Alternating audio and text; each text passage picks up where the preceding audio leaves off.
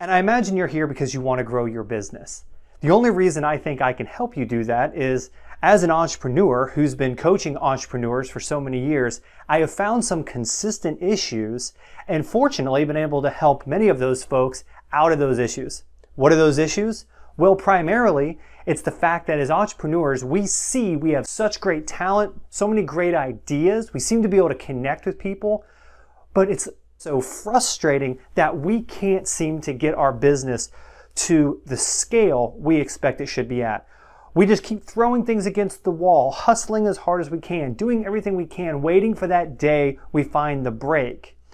And what I have found is while sure, some get lucky, for the most part, what's keeping us from succeeding are actually the same things that are helping us to succeed. Let me help you wrap your mind around that a second. Our strengths are actually the things that are creating our challenges. It's a unique predicament entrepreneurs find themselves in. And what I've been doing for years is helping entrepreneurs get out of that predicament and finally scale their business to where they need to be. The issue is that as I was trying to figure this out even for myself, everything I read, while it seemed like it made sense, when I went to apply it, I found that as an entrepreneur, it was almost like it was written for someone else. This is something for people who have large teams. These are ideas for people who are more engineers and less relational as I am. I struggle to implement sometimes even simple solutions into my business. What I've learned is that a lot of those ideas were great, but they needed to be applied uniquely to the entrepreneur. So let's dive right in. I want to give you the 3 biggest things I have found are the game changers for entrepreneurs. The first one is we have to learn to leverage our unique motivation. Our unique motivation. If you can read my handwriting here, that says leverage, unique motivation. And what I mean by that is, as entrepreneurs, we are uniquely motivated. We're not all motivated exactly the same. Some of us are motivated for a lot of money. Some of us are more purpose-driven. Some of us are motivated more to have a sense of control. And some of us are a combination of all those things, but typically there's a primary driver or two that are really making us go strong.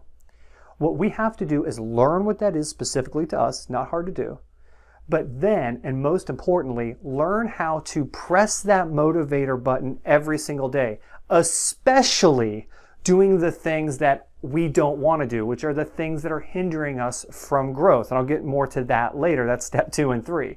But we have to learn how to remain motivated even when we're doing the things that we hate, the work, the arduous tasks, and especially the things that we need to be consistent on. Our strength is we get excited about new things. We like being creative. Our struggle is we don't stay the path for a long time. So if we come up with a really good plan and we go, okay, for the next 2 years, I'm going to do this. 3 months in, we're like, all right, I'm not quite getting the results I really wanted yet.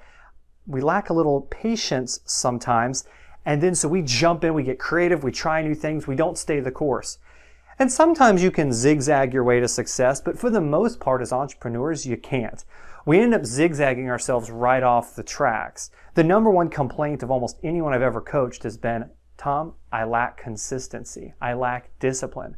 But there's a good reason why you lack that. Because what you don't lack is a lot of energy, at least in short spurts. You don't lack charisma. You don't lack passion. But for the consistency game, those things don't serve us. So when we unlock our unique motivation and we learn how to apply our unique motivators when we're being inconsistent, next thing you know, we find consistency. So how is that done? Well, it's done in a couple of ways. First, you have to really understand how you're specifically motivated. You need to know what really drives you. Okay, so how are you motivated? I'll give you a couple of categories. Are you motivated for money? Are you motivated more for control? Are you motivated for purpose? And if you think you're all of those things, which one is the leading one? Primarily, you may be motivated for structure. You may love harmony and balance in your life. You may love learning.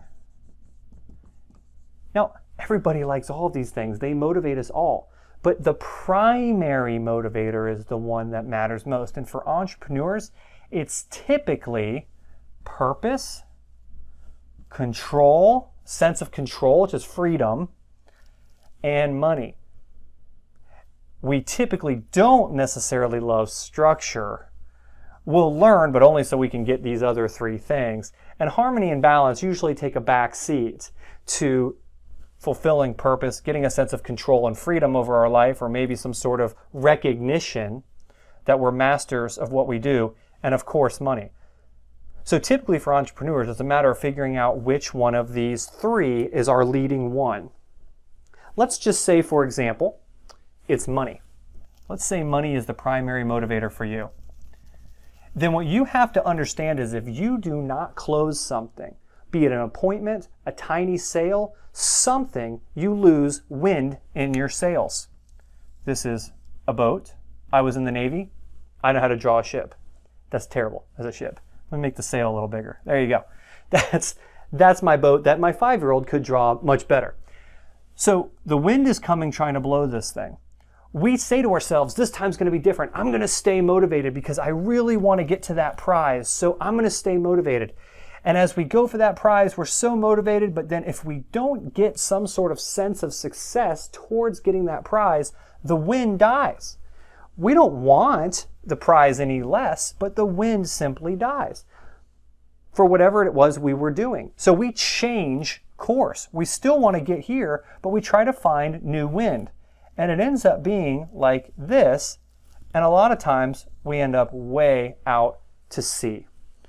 So the question is, if you're motivated for money, control, any of the things I mentioned before, you have to figure out a way to remain self-aware and recognize that every time you don't feel like staying consistent, there's nothing complex here. You don't need to do anything new. It's simply a matter of I'm not getting the win in my motivation category, whichever one it is, whichever your primary one or two are. Let's say it's money again. Then what you do is you find a way to get a mini win to convince yourself to continue going on. For example, let's say you're in real estate and you sell big dollar homes, and it takes like 60 days for you to sell one or two of these things. All right? So you're 30 days in, 60 days in, you don't have a sale yet. Something as small as an appointment, something as small as 3 or 4 live prospects in your pipeline will motivate you. And you know this, you've been there before. But you need to be hyper self-aware of this. And what you need to do is learn how to breadcrumb yourself, have these little motivators lined up in a way that they're very, very controllable. Absolutely fight to have these things that are going to keep you moving along, such as appointments, such as little tiny sales, little wins. You find the things that give you motivation, you write them down, and you make sure you get little ones that you can control, that you can guarantee are there every day. And then most importantly, no matter what, you stay that course. You fight the urge to get creative, and you stay self-aware that your urge to get creative is simply a matter of you trying to stay motivated. When you feel like changing course because you're not motivated, the goal is to get motivated on course with a little win, not to get motivated off course with something new or creative. Now, as a coach, I've been helping people do this for years, and a couple of the things that I have found are most successful are employing tactics such as mini habits. There's a great book called Mini Habits. Sorry, you're staring at the back of my head so much here. Mini Habits, excellent book. And it really shows us that as overachievers, our willpower really gets in the way. We have a lot less willpower than we think because we're dreamers.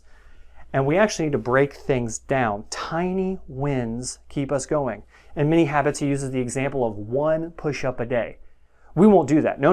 We're way better than that. We're going to do the 100 push-up challenge. We do it for 3 days and we stop. Has this ever happened to you? But in Mini Habits, he says just do 1 push-up a day. But that flies in the face of our entrepreneurial ego. We're overachievers.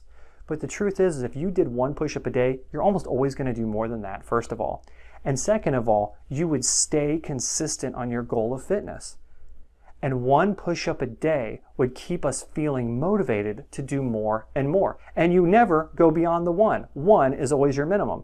It's incredibly powerful. I use this with my entrepreneurial clients all the time, and they fight against it at first, almost every single one. But once I start getting them consistent, it works. I know what you may be thinking. Well, all a coach does is hold me accountable. You know what? I can't sit on my clients as much as I'd like. Well, sure, there's some accountability to working with a coach. It's actually things like mini habits that are the game changers for people. Second, I use something called step goals. Similar to mini habits, but instead of taking a big goal like, I'm going to lose 20 pounds, or I'm going to build muscle, or I'm going to make X number of dollars, or I'm going to sell X number of product, instead, we break those goals down into much smaller goals. But they're all small goals on the way to the bigger goal. That's those little breadcrumbs I was talking about earlier. And I call them step goals or action step goals. And they're incredibly powerful. You can literally win every day when you do this. Again, at first it challenges your ego, but as you start doing it, you're like, man, I'm motivated. The important thing is you don't get creative. As you start winning, you don't get really excited and change course. You've got to stay the course. The other thing I do is called milestone analysis. And that's where we take where you are now, that's you, where you are now, and we figure out where you're going, and we break down large milestones in between. And then we set our sights only on the first milestone. You still use mini habits and step goals, but we fight for the first milestone. Once we get to the first milestone, we tweak, we make sure we're on course, and then we go again. This keeps us from doing what a lot of us do, which is failure over correction. So what we'll do as entrepreneurs is we'll fail on the way to milestone number one, or we'll have a lessons learned which changes these other milestones. So we just completely change course or abandon ship. With milestone analysis, what you end up doing, spelled it right, what you end up doing is going towards this, stopping here, doing the same analysis you did when you started, and then we mildly change the next milestones as is appropriate. Very, very powerful and requires a lot of patience, but it will get you to where you're going. If you have set goals over and over again, year after year, and not gotten there, typically milestone analysis is all you need. It's all you need to do, because we change course between milestone 1 and 2 so often. It's crazy.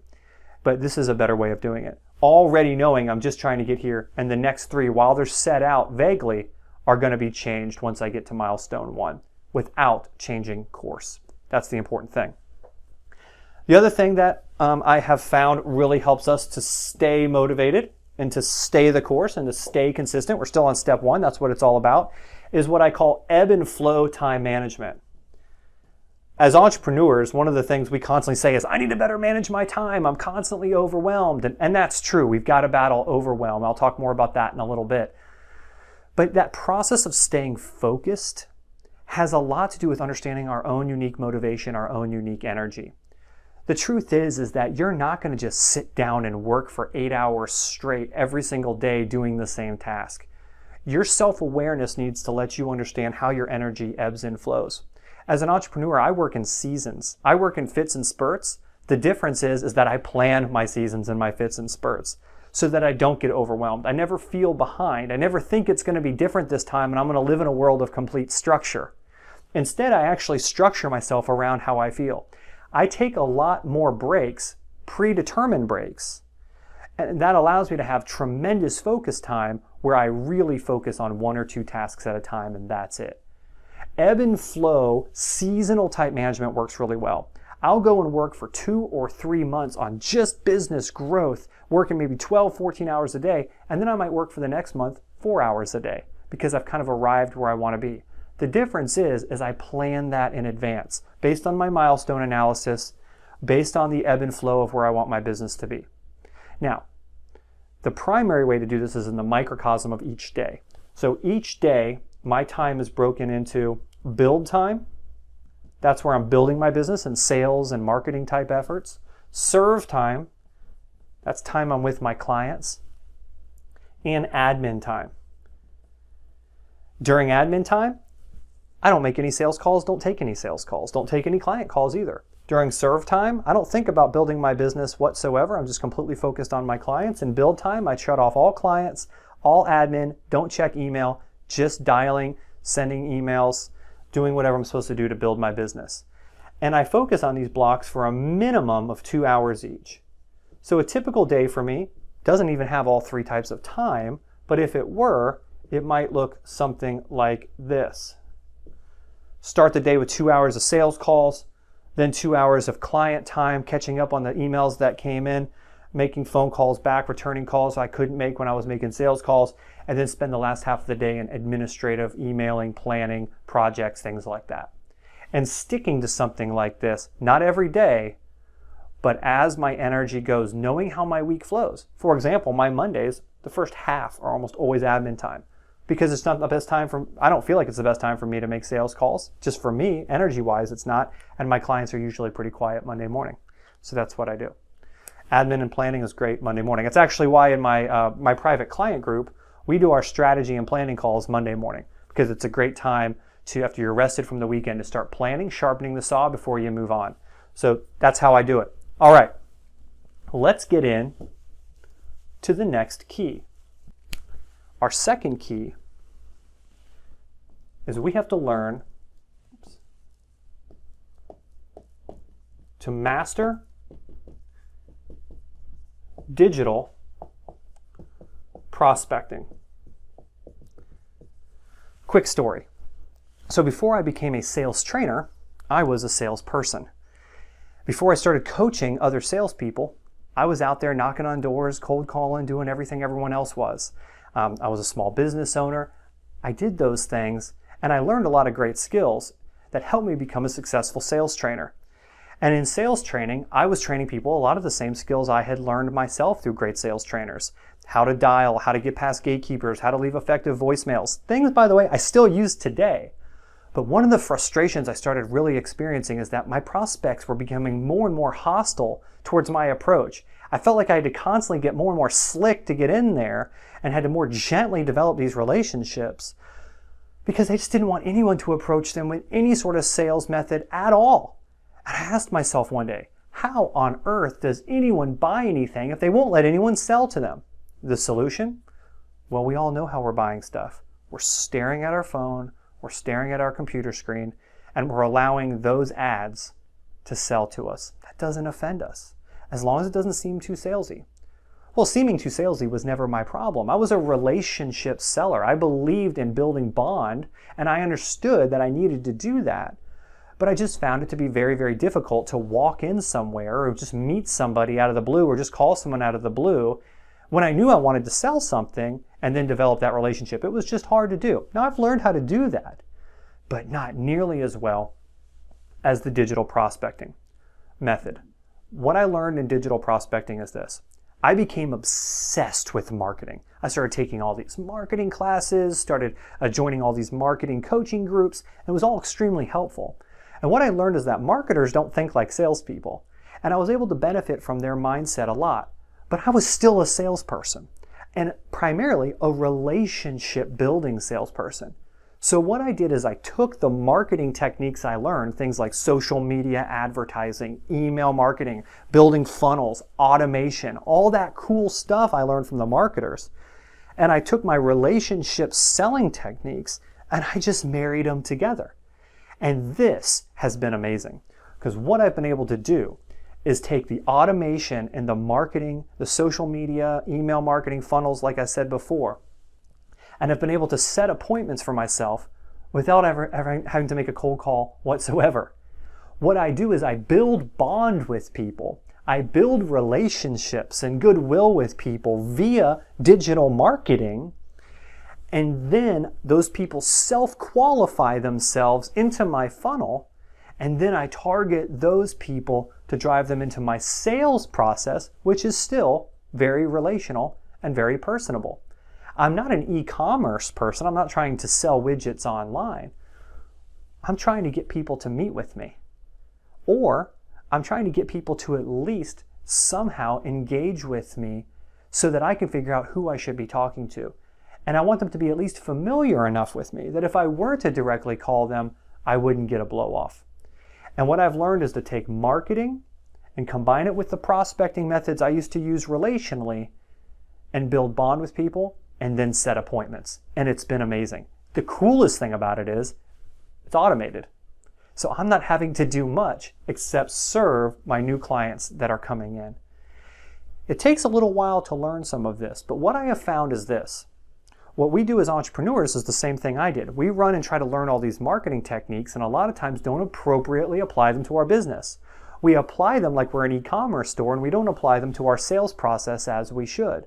It's actually a lot simpler for most of us entrepreneurs to do this. We actually overcomplicate it when we start getting knee-deep into this digital marketing world, where we only need a few of those tactics to apply to our business. But there's some skills we have to learn. We have to understand some LinkedIn sales techniques. We have to understand some Facebook advertising. We have to understand and dispel a lot of the myths out there, like just getting a bunch of likes on your Facebook page or posting a bunch of content is going to bring people to you. Nope, it's advertising, it's targeted, it's prospecting, it's just relational and in a digital world. That's digital prospecting. So if you want to do this, instead of going and investing a ton of money in marketing, I suggest you focus on a couple of areas. Number one, Facebook video ads. Number two, automated emails. And number three, you need to learn how to help people to build bond, and then how to guide them to get more help through your process. An example is what I'm doing with you right now. Hopefully this is tremendously helping you. And if it is, you're building a bond with me. You're starting to trust me a little bit more. And I really do want to help you grow your business. I'm doing this through a Facebook video ad. As you watch this, you're hearing me mention things like what I do with my clients. And hey, if you're interested in becoming one of my clients, I'm going to always show you a way that you can do that by clicking one of the links in the comments below or going to my Facebook page or my website. You know how to find me. But I'm not focused on pitching to you. I really am focused with helping you so we can build a bond. And of course, I'll always guide you. I'm going to mention things like I already have my private client group where I teach people how to do this and get into the weeds with them. That's how it works. And you're watching this because it wasn't offensive for you to watch an ad that actually is helping you. And you can very much do this in your own business. It's not just content, or pitch. People don't want just a bunch of noise. They want specific things that actually help them. A simple, non-professionally done Facebook video ad that helps people and puts them into an automated email campaign and tells them how you can help them without overly pitching to them. Really all that any entrepreneur needs to be able to prospect in the modern day. The third part of this equation is what I call predictable success formula. So what's the predictable success formula? Like I said, before I became a sales trainer, I was in sales management. And what I learned is that salespeople and entrepreneurs are excellent at engaging with people and helping them to buy and getting them excited and then helping them through whatever process and serving them afterwards. We're just the best at that. No one can do it better. No big box store can do what we can do for our clients. It's amazing. Entrepreneurs are the greatest people on the face of the planet. I am convinced that no one can change the world like an entrepreneur. But like I said earlier on, we get in our own way. One of the things we tend to do is hustle so hard to help, and that's good, that we forget to figure out exactly how we got there. We know, we could generally explain how we got there, but we don't have a scientific formula for our success, which is another reason why we lack consistency and fall off the rails. Let me give you just a really simple example for what I mean. So I've been making phone calls to prospective clients now for 12 years, okay, that I've been regularly making these calls. About 12 years, I've regularly been making outbound calls. Over these 12 years, I have been regularly tracking how many dials I make, and these are to strangers, to how many conversations I have, to how many appointments I set. I've been tracking this formula now for, like I said, about 12 years. And what I've learned is that with a very, very slight margin of error just based on the list I may be calling from. The overall average, 30 dials, I have about 10 conversations, again, kind of depending on the list and if I had met them anywhere before, to 2 appointments. This is so accurate that pretty much if I'm calling a stranger up to calling someone I know, it's generally about 30, 10, and 2. And I'm not alone in this. Those are pretty typical numbers for somewhat for salespeople that have been somewhat trained, okay, on how to make calls. Why does this matter? Who cares how we get there? Well, it matters a lot. The reason why I care how you get there is because sometimes I don't want to pick up the phone. Or sometimes I'll pick up the phone, make 20 calls, and I don't want to make another 10. Or I'll make 50 calls or 100 calls and I won't make any for the rest of the week. Sound familiar? Well, I don't have that problem anymore. I know the recipe to bake the cake. Here's what it's benefited me with. I have absolute confidence that I can wake up, make 30 dials, and get 2 appointments. And I also know my formula. I know if I set 2 appointments a day, 2 a day, that by the end of the week, I will close typically at least 50% of that business. And I know if I close 50% of that business, that I'll make anywhere from $2,500 to $5,000 a week. And actually, I've narrowed that down. It's about a $3,650 is about the number a week that can be made just on this. This doesn't have to do with any other sort of marketing, stuff like that. That's just on 30 dials a day. And you go, well, Tom, you're a sales trainer. You've been doing this for years. You may be better at me than this. Well, maybe I am. That's not the point. Maybe your numbers are 50 to 20 to 1. The fact of the matter is it's still a predictable success formula. Here's the benefit in this. I don't lack motivation. I have confidence that as long as I do 30 a day, I'm good. As a matter of fact, I have so much confidence because I've been doing this so long that if I do 30 dials, have 0 conversations and 0 appointments, I don't throw the baby out with the bathwater. I'm able to stay consistent. Why? Because eventually this thing bakes the cake. I mean, if it doesn't for the next 2 weeks, then I simply adjust the formula. But it's predictable. It keeps me disciplined. I know I'm getting results. I know where the results come.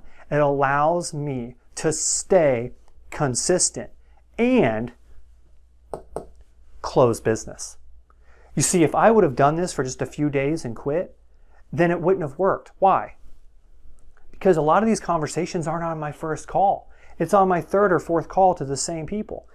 I'm doing this daily to get to these numbers because I know it works.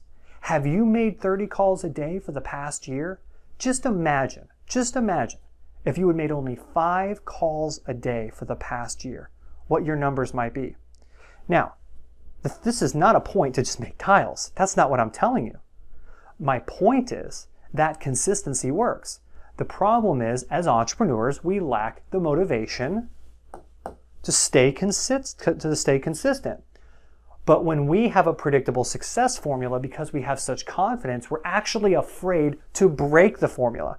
So you have to become your own sales manager.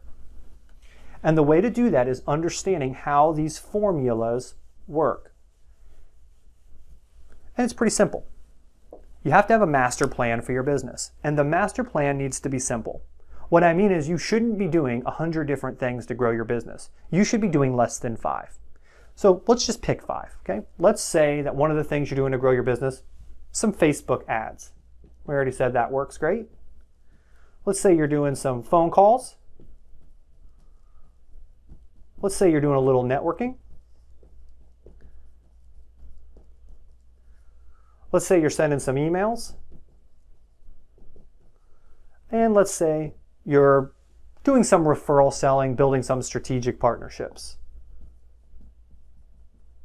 All of these work, you know that. Sorry, you can't read that, but that says referrals and strategic partnerships. To be honest with you, this is about the formula I would recommend to any entrepreneur. So if you're taking notes, Facebook ads, phone calls, networking, emails, and referrals and strategic partners. And all of these really connect. So when I'm at networking, I'm not looking for prospects. Take notes. I'm actually looking for strategic partners. Those are people who regularly feed me business because we're able to help one another. When I make phone calls, I'm primarily making phone calls to people I already know to strengthen the bond to get referrals, not actually phone calls to prospects. My Facebook ads are having the phone calls come to me, or sometimes me to them. And my emails are how I'm typically, which are automated, staying in touch with various networking folks, people in Facebook ads, and people I've had phone calls with. So you really end up feeling like you're just doing one or two things when they're all kind of together. I call this sticky strategy. If I only have to do like one or two things, which automatically causes me to ripple into 3 or 4 other things, then it's pretty simple. It's really just one process, one formula, one predictable success formula. But here's the catch. I need to know not just what to do, but I need to know how much of each to do. And this happens by taking a guess of what I think it's going to be, and then consistently doing it and tracking it over time. And as I do that, I not only uncover the formula, but I gain the confidence of the formula. The catch is I have to stay consistent to the formula long enough for this to work and not get creative. Well, how do I do that? Back to leveraging the unique motivation and all the tips I gave you there. Back to mastering some digital prospecting where a lot of it's automated for me. So all I have to do is a little bit and the rest continues happening. So if I change course, I would mess up my automation. Automation is actually a great way to stay accountable. And then I track and I tweak. And some of the tracking and tweaking, as I showed you before, are those little goals, those little step milestones that keep me accountable. All the things I mentioned in leveraging unique motivation are some of the absolute keys to allowing the predictable success formula to finally work. Because let's be honest, you've probably sat down and come up with a plan like this and ran it for 30, 45 days before, had a little bit of success, but now looking back, you're not still doing it. It's kind of like us in the gym. You probably ate healthy before, you probably had a personal trainer, you probably joined a gym and did a workout routine for 30 days before. Why aren't you doing it now? Didn't you believe it was going to work? Don't you think if you kept doing those things for the past 3 or 4 years, you'd be in tremendous shape today? Of course, and your business is no different. It's because of these issues of being an entrepreneur. The leveraging unique motivation flows into the digital prospecting. This is really the great program that really helps.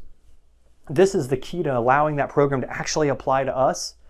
And then this is the way to ensure it gets so rock solid that we never depart from it. Hopefully you have found these things to be helpful. Here's what I want you to really understand. Where are you lacking the most?